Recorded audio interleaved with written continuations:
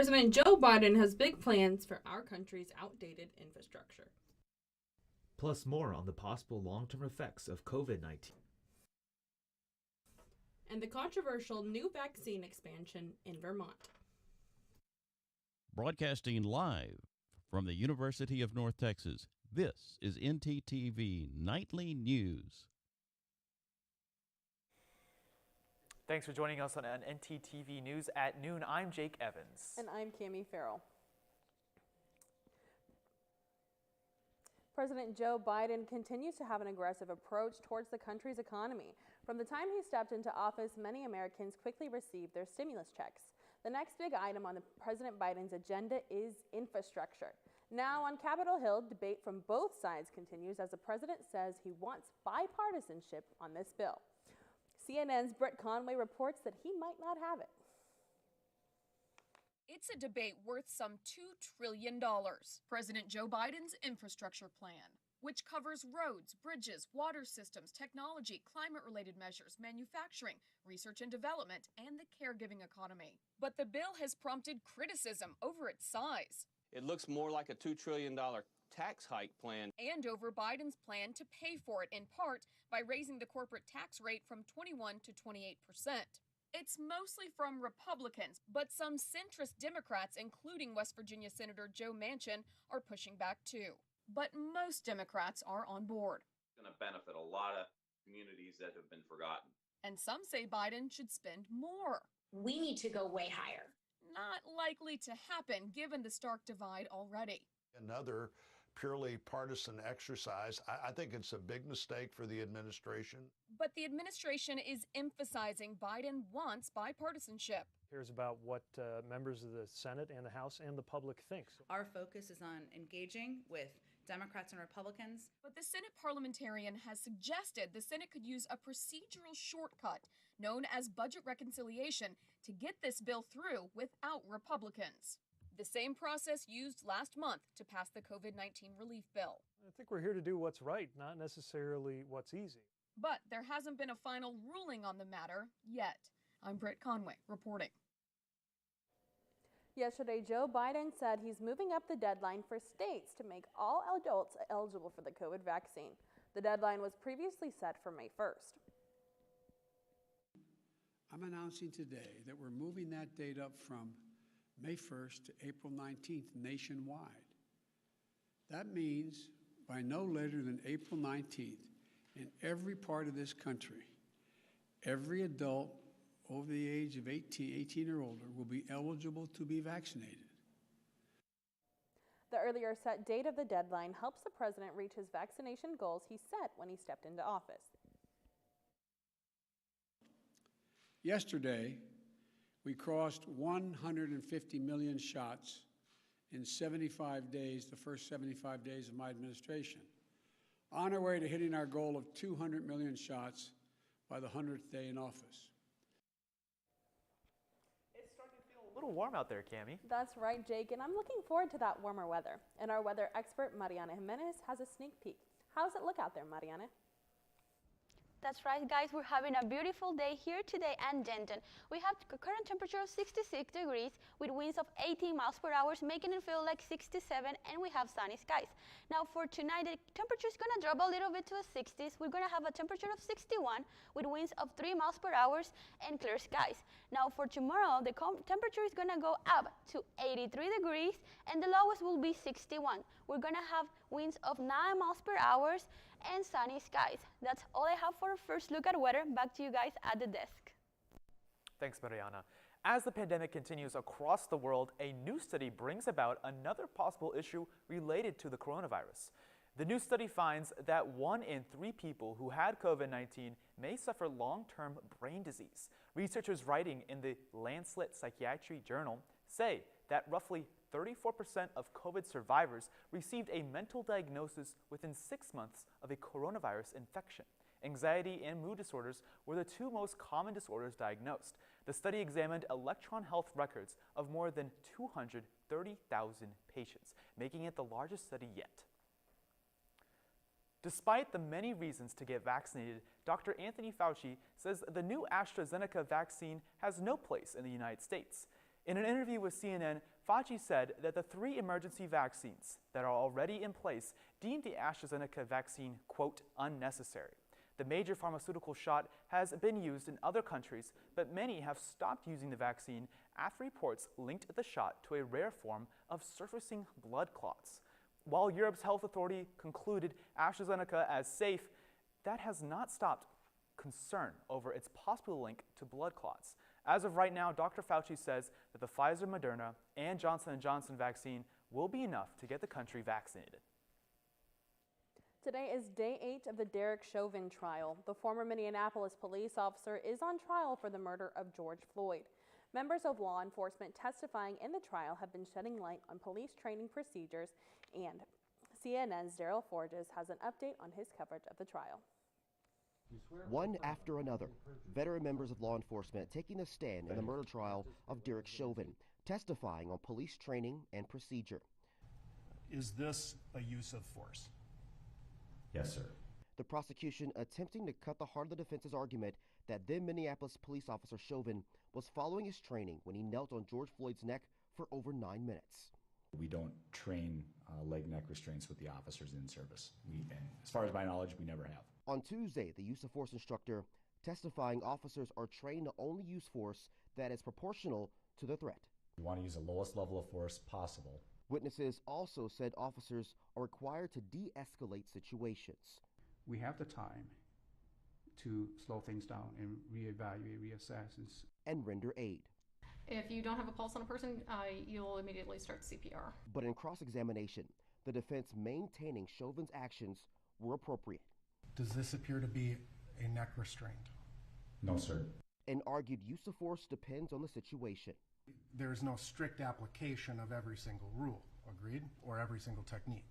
That is correct. An attorney for George Floyd's family says the testimony from members of law enforcement could make a big impact on the case. That really told us and shows us that Chauvin was very wrong, and what he did was a serious offense. In Minneapolis, I'm Daryl Forges. When we return, we'll update you on the shooting yesterday in Maryland. And we will tell you more about a new homeless shelter coming to Denton. Stay with us. Where everyone plays a dangerous game with the flu. Going in uneducated, you run the risk of symptoms like cough, migraine, and fatigue. Don't be like this guy. Combat the flu with cough drops, ibuprofen, and a good night's sleep. Be smart, don't catch the flu.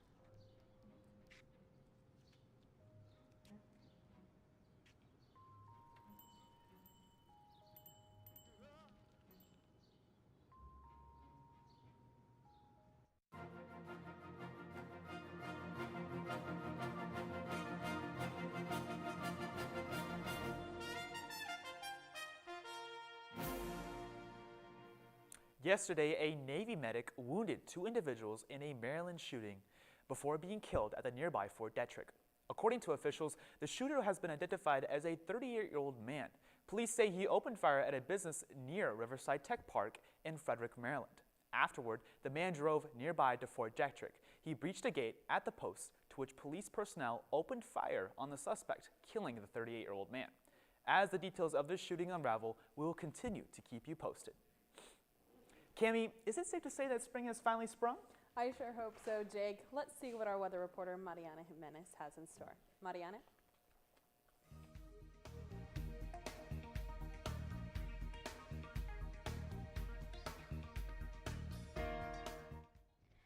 Yes, guys, spring is finally here, and we can see that in the temperature across North Texas. As we see, Denton is sitting at 66, McKinney is with 65, Dallas and Fort Worth share the same temperature of 66 degrees. The highest is found in Paris and Sulphur Spring with 70, while the lowest is found in Bowie with 63. Now, let's take a look to a temperature across the state. Now, across the state, we see quite different temperatures. We have temperatures of Denton with 66, Austin is sitting at 78, with Houston with 78 too.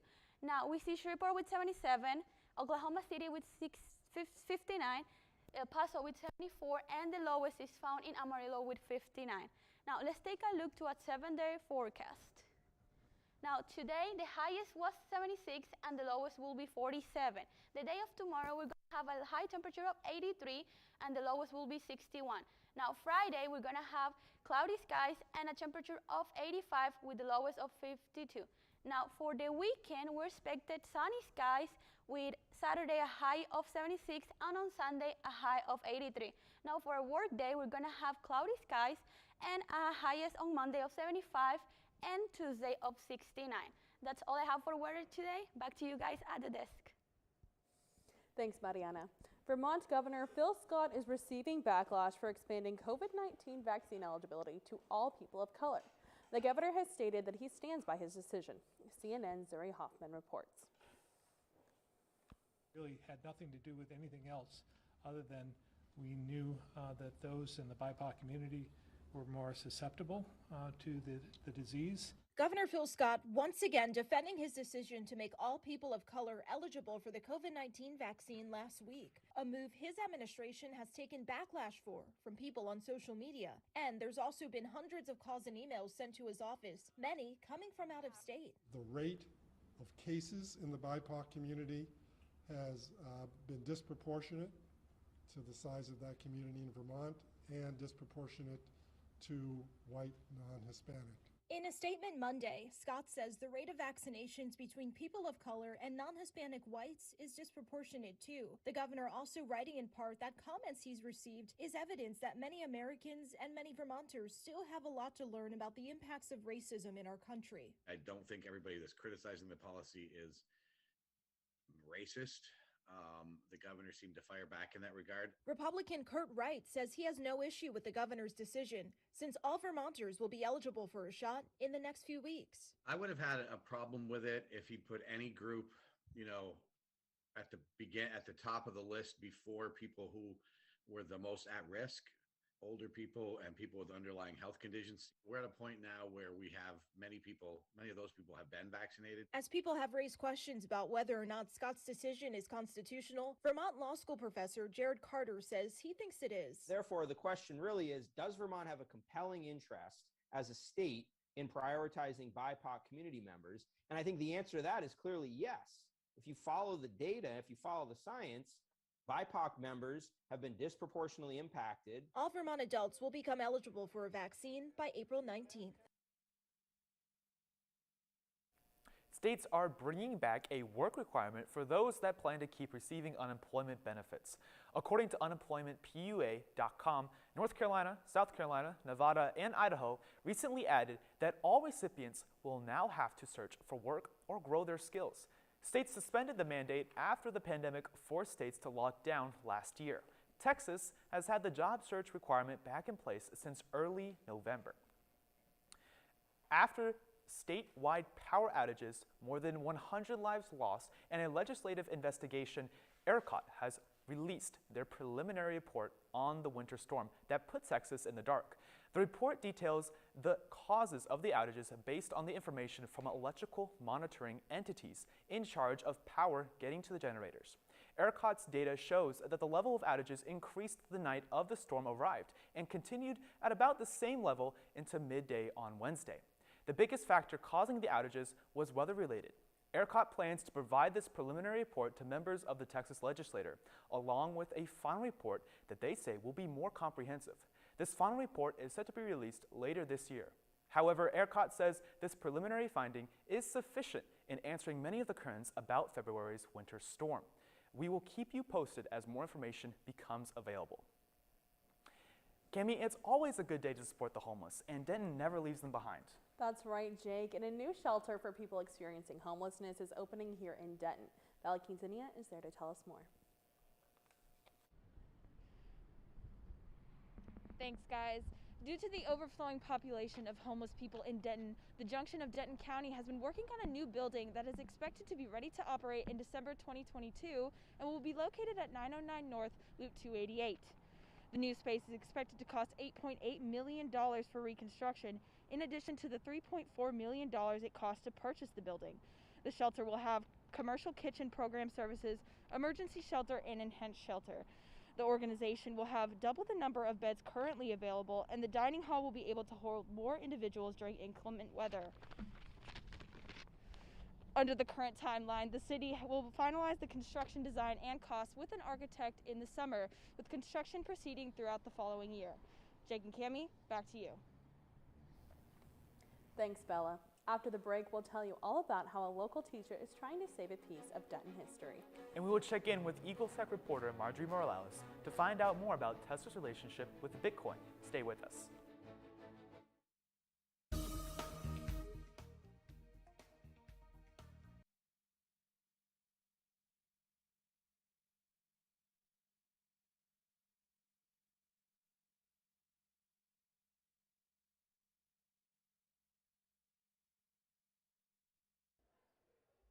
Imagine it's ice cream day at the office. And everyone from the day before voted for their favorite flavor. Everyone but you. You decided not to vote. The flavor they picked isn't the one that you wanted. But can you really complain? Shh! Now imagine that with an elected official. Choose not to vote, choose not to be heard. Get registered today. Hey, listen to my flow to save some H2O. This my water rhyme, and this is how it goes. First, turn off the sink and take some time to think. When you waste water, our supply shrinks. When you take a shower, not more than an hour. Shoot for 10 minutes and save water power. Use a reusable bottle, smart like Aristotle. Ditch all the plastic and be a role model. And that was my H2O flow. Please remember how it goes, because if you don't, Earth will go, oh no!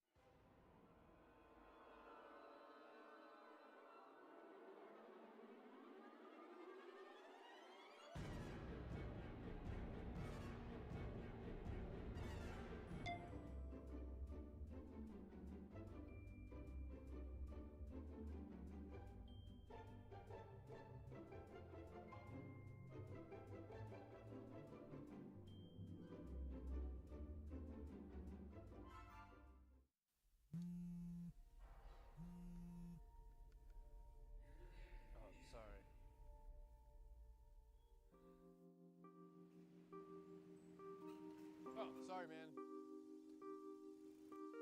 Oh, sorry.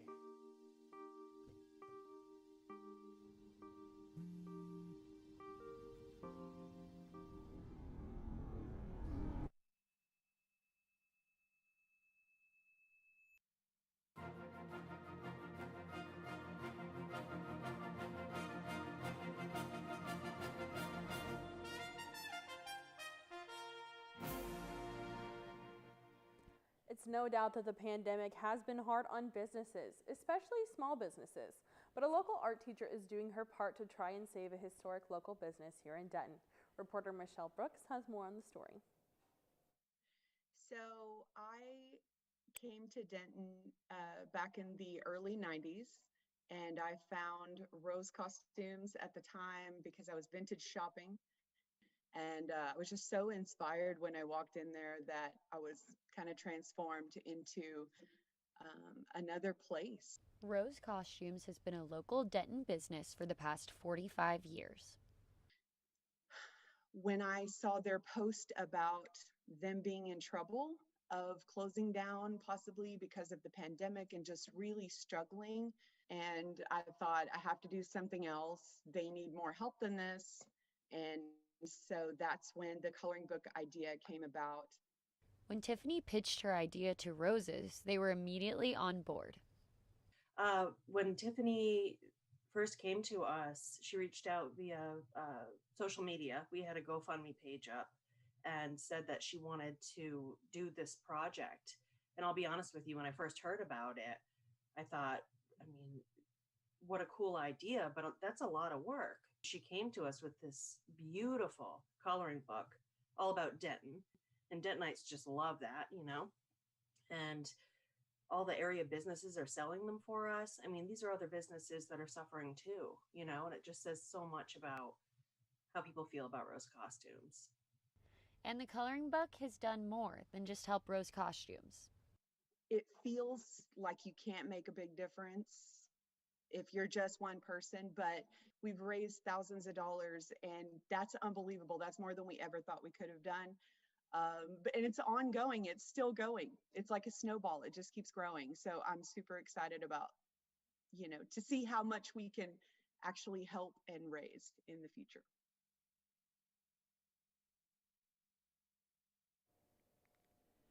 You can get your Only in Denton, Texas coloring book at Noam Cohn's LSA Burger, Recycled Books, Discover Denton, Explorium, or rosecostumes.com for only $5. One day, Cammie, I would love to own a Tesla. Well, Jake, maybe now you can. Marjorie Morales has more on Tesla's newest endeavor.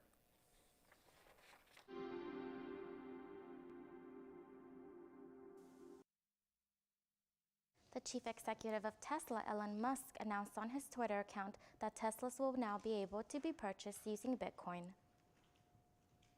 Bitcoin will become a form of money for Tesla. It is intangible and only exists as an abstract currency, but that doesn't mean that it's not valuable, says Adjunct Lecturer Department of Economics Professor Brian Dixon. You start asking me about the future of Bitcoin, and really, it's the same answer as the future of this, right? The only thing that gives this any kind of credibility in the future is faith. Faith that we have in the government and faith that we have in the banking industry. And so to a certain degree, you know, it's faith in Bitcoin that allows it to continue to be used as a currency. He says that there will come a time in the future where Bitcoin will act more like normal currency. Clinical Assistant Professor Jose Lineros says that there are only 3 ways to obtain Bitcoin. One is to buy it through like a company like Coinbase. So for example, you can exchange US dollars or yen or marks in exchange for Bitcoins. You can kind of do a currency swap. You can provide a good or a service in exchange for Bitcoin. So, you know, if they want to, you know, if you're willing to accept payment in Bitcoin. And then the only other way, which is kind of the more glamorous way, is to mine, to be a miner and actually create Bitcoin through the Bitcoin network. Linero says it's not the only cryptocurrency currently out there, and that there's over 10 cryptocurrencies that have a value over $1 billion, like Ethereum and Ripple. So far, Tesla will only be accepting Bitcoin. The Bitcoin purchase option will be available outside the US later this year, and the Bitcoin paid to Tesla won't be converted to cash, according to Musk. Back to you guys at the desk. Thanks, Marjorie. Cammie, I heard the Mavericks are playing today. That's right, Jake, and I know our sports reporter, Sebastian Nava, will have more. That's right, guys. I'll give you everything you need to know about the Mavericks game tonight, plus more on the recent Rugnet Odora trade. We'll talk all about it after the break.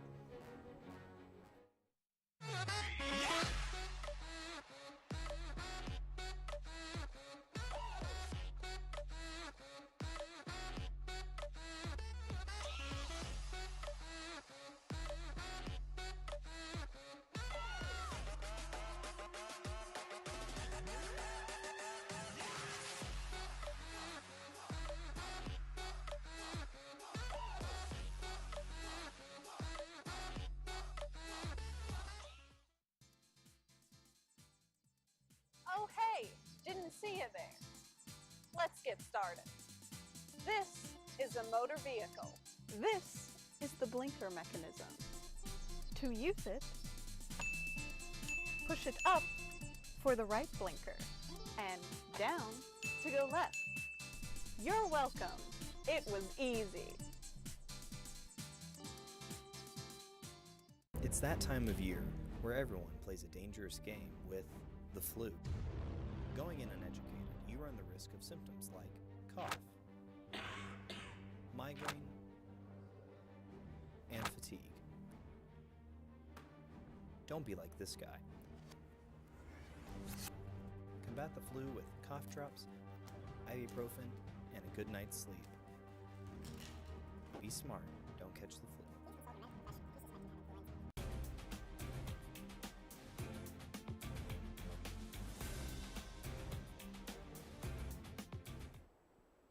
The Dallas Mavericks will be in Houston tonight to take on the Houston Rockets. The Mavericks are coming off a big win on Monday versus the top-seeded Utah Jazz. The Mavericks were without big man Kristaps Porzingis, who is out indefinitely with a sprained wrist.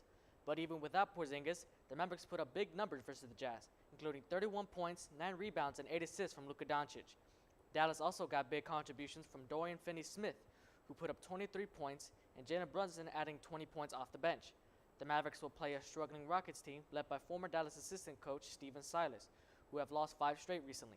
The Mavericks will look to extend their 5-game winning streak tonight at 7 p.m. in Houston. The Rangers said hello win column last night after saying goodbye to a fan favorite. The Rangers announced they have traded infielder Rudy Odor to the New York Yankees in exchange for 2 outfielder prospects. Last week, Rangers general manager John Daniels designated Odor for assignment, saying, quote, "I think really what it came down to was we've made a decision. Obviously a pretty clear direction looking towards the future, and playing him every day was not in our plans this year. As we look forward, we think we're going to have some younger players coming up, and we didn't think it was in his best interest or our best interest to kind of force this issue into a bench role." Odor hit 146 home runs during his tenure in Arlington, but will always be remembered in Rangers lore for infamously hitting Toronto Blue Jays outfielder Jose Bautista. Speaking of Blue Jays, the Rangers took on the Toronto Blue Jays last night, looking to even the series after losing Monday's home opener. Dane Dunning put on a strong performance on the mound for the Rangers, throwing 6 strikeouts in 5 innings while only giving up 1 run on 3 hits. Dunning also had great run support, especially from new Ranger Nate Lowe. Lowe hit a couple of 2-run home runs last night to lead the offense to the win.